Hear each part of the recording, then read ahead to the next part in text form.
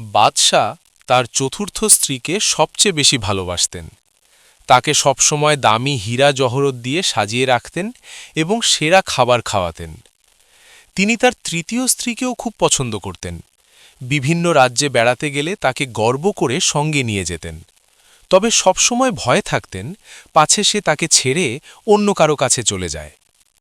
দ্বিতীয় স্ত্রী ছিলেন বাদশাহর খুব বিশ্বস্ত। যে কোনো বিপদে বা মানসিক কষ্টে বাদশাহ তার কাছেই পরামর্শ নিতেন এবং শান্তি খুঁজতেন। কিন্তু বাদশাহ তার প্রথম স্ত্রীর দিকে কখনোই ফিরে তাকাতেন না, অথচ এই স্ত্রী তাকে সবচেয়ে বেশি ভালোবাসতেন এবং রাজ্য সংসার টিকিয়ে রাখতে দিনরাত পরিশ্রম করতেন।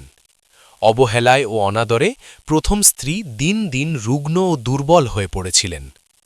হঠাৎ একদিন বাদশাহ গুরুতর অসুস্থ হয়ে মৃত্যুশয্যায় পড়লেন। তিনি বুঝতে পারলেন তার সময় শেষ।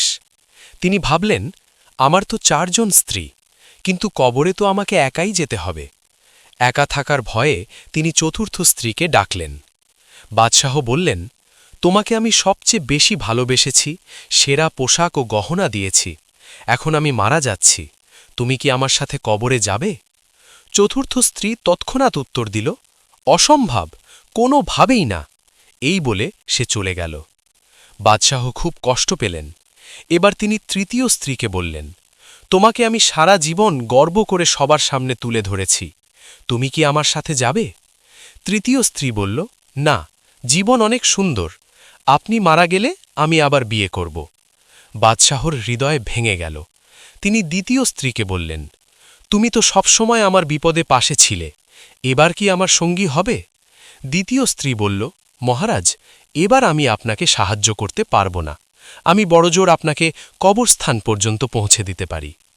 বাদশাহ হতাশ হয়ে যখন মৃত্যুর অপেক্ষা করছেন, ঠিক তখন পাশ থেকে এক জীর্ণ শীর্ণ দুর্বল কণ্ঠস্বর ভেসে এল, আমি যাব আপনার সাথে, কবরের ঘোর অন্ধকারে আমিই আপনার সঙ্গী হব, আপনাকে একা ছাড়ব না।